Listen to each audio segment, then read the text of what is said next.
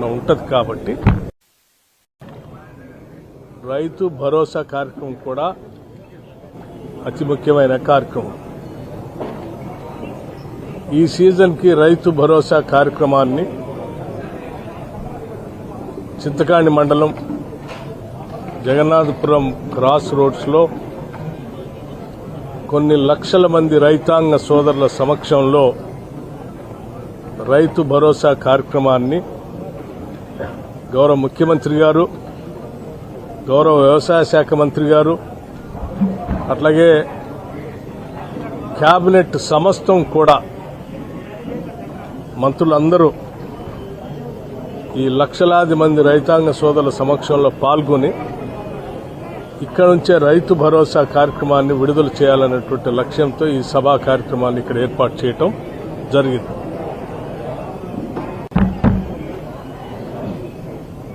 వరుణుడు కూడా రాష్ట్ర ప్రభుత్వం రైతాంగ సోదరుల కోసం తీసుకునేటువంటి కార్యక్రమాలకు మెచ్చి ఆయన కూడా ముందే ఆశీర్వదించాడు.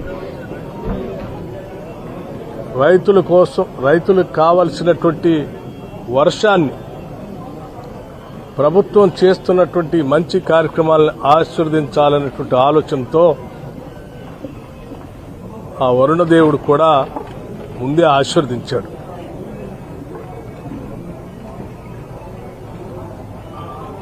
అలాగని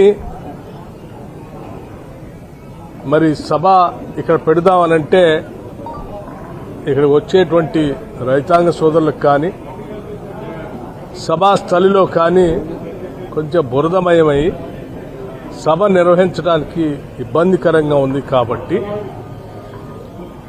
ఈ సభా కార్యక్రమాన్ని తొలి రోజే ఇక్కడి నుంచి మొదలు పెడదామనుకునే ఈ కార్యక్రమాన్ని ముగింపు కార్యక్రమంగా, అంటే రైతు భరోసా రైతులకు ఇచ్చేటువంటి కార్యక్రమాన్ని ముగింపు కార్యక్రమంగా, అంటే వర్షాలు వెదర్ ఫోర్కాస్ట్ ఇన్ఫర్మేషన్ తీసుకొని దానికి అనుగుణంగా ఒక డ్రై స్పెల్ కనీసం 1-2 రోజులు ఉండేటట్టుగా చూసుకొని ఈ సభని నిర్వహించాలని గౌరవ ముఖ్యమంత్రి గారు కేబినెట్ నిర్ణయం చేయడం జరిగింది. నేను చాలా సంతోషంగా రైతాంగ సోదరులందరికీ ఈ సందర్భంగా ఒక విషయం స్పష్టంగా చెప్పదలుచుకున్నాను. ఇది రైతు ఆశీర్వాద సభ అని నేను నామకరణం చేయడం జరిగింది. ఇక్కడ నుంచి మొదలు పెడతామనుకున్నది పూర్తి చేసిన తర్వాత ఇంకా ఆశీర్వదించడం ఇంకా ఎక్కువగా గట్టిగా ఉంటుందనే ఆలోచనతో పూర్తి చేసి మీ అందరి ఆశీర్వచనం తీసుకోవటానికి భారీగా ఈ బహిరంగ సభ జరుగుతుంది.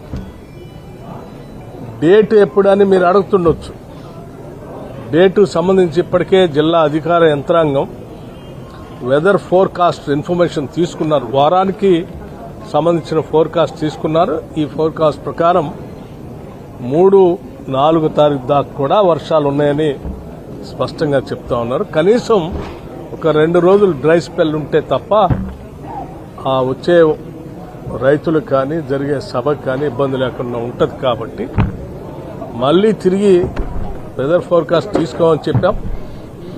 మళ్ళీ ఒక వారానికి సమాచారం వస్తుంది. కాబట్టి అది 6, 7, 8 తారీఖుల అనే దాన్ని బట్టి ఇక్కడ సభ జరుగుతుంది.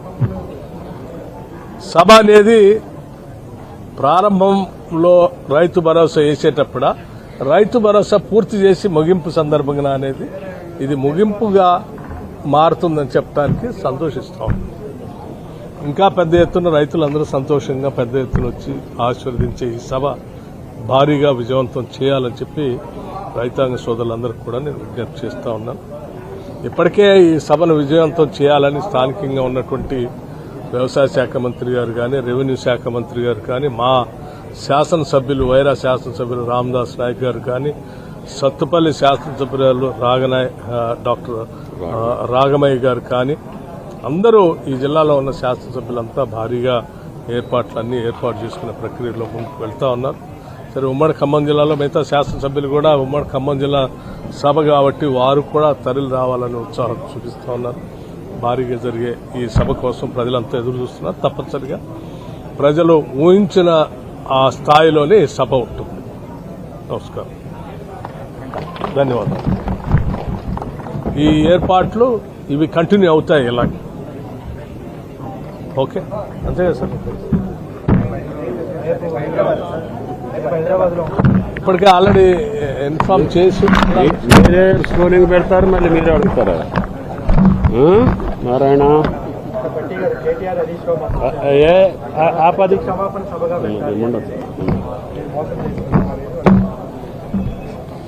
ఓకే నారాయణ గారు.